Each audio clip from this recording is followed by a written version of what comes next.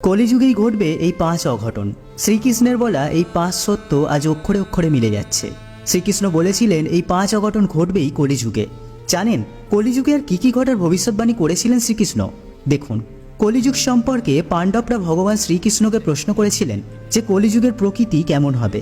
এই প্রশ্নের উত্তরের জন্য ভগবান শ্রীকৃষ্ণ 5 পাণ্ডবকে একটি বনে নিয়ে গিয়ে বললেন, এই জঙ্গলের 5টি দিকে তোমরা 5 জন ভিন্ন ভিন্ন অভিমুখে যাত্রা শুরু করো এবং ভিন্ন ভিন্ন অভিমুখে যাত্রা করার পর প্রথম যে ঘটনাটা তোমরা লক্ষ্য করবে সেটি আমার কাছে এসে ব্যক্ত করো। ভগবান শ্রীকৃষ্ণের কথা অনুযায়ী পঞ্চপাণ্ডবেরা জঙ্গলের 5টি অভিমুখে যাত্রা শুরু করল। সবার প্রথমে যুধিষ্ঠির ফিরে এলেন। তিনি শ্রীকৃষ্ণের কাছে একটি অদ্ভুত ঘটনার কথা ব্যক্ত করলেন। তিনি বললেন, তিনি দেখতে পেলেন 2 সুঁড় বিশিষ্ট একটি হাতি জলাশয়ে খেলা করছে। এই ঘটনাটি দেখার পর তিনি শ্রীকৃষ্ণের কাছে এসে সম্পূর্ণ ঘটনাটি ব্যক্ত করেন এবং অদ্ভুত 2 সুঁড় বিশিষ্ট ওই হাতিটির প্রকৃতি সম্পর্কে জানতে চান শ্রীকৃষ্ণের কাছে। শ্রীকৃষ্ণ তখন বলেন যে কলিযুগে মানুষ হবে ঠিক এই রকম। কলিযুগের বেশিরভাগ মানুষ হবে মিথ্যেবাদী এবং স্বার্থপর।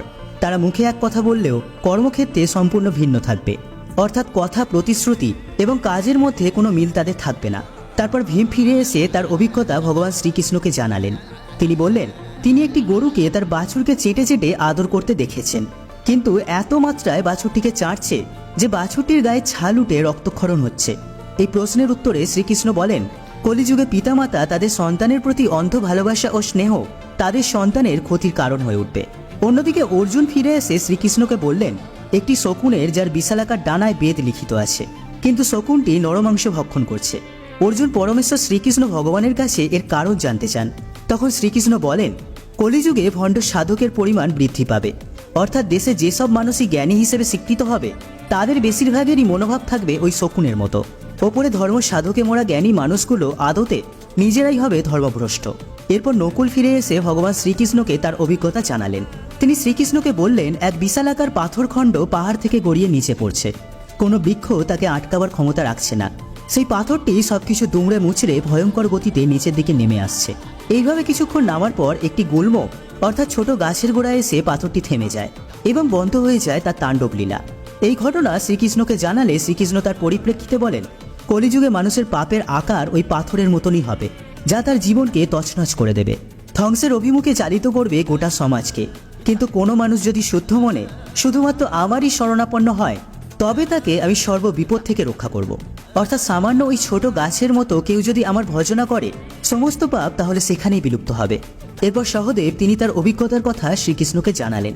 তিনি দেখলেন জঙ্গলের মাঝে বেশ কয়েকটি কুঁয়ো, কিন্তু আশ্চর্যের বিষয় হলো এদের মধ্যে সবথেকে গভীরতম যে কুয়োটি তাতেই জল নেই।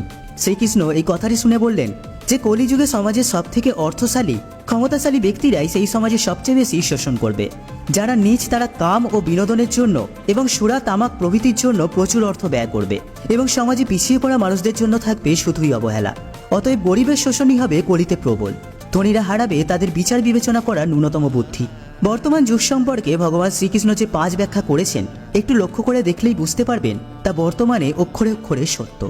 ভিডিওটি সম্পর্কে আপনার মূল্যবান মতামত জানাতে ভুলবেন না। আর এরকমই ইনফরমেটিভ ভিডিও নিয়মিত পেতে আমাদের বংবাণী ফেসবুক পেজ এবং ইউটিউব চ্যানেলটি সাবস্ক্রাইব করে আমাদের পাশে থাকবেন। দেখা হচ্ছে পরবর্তী ভিডিওতে।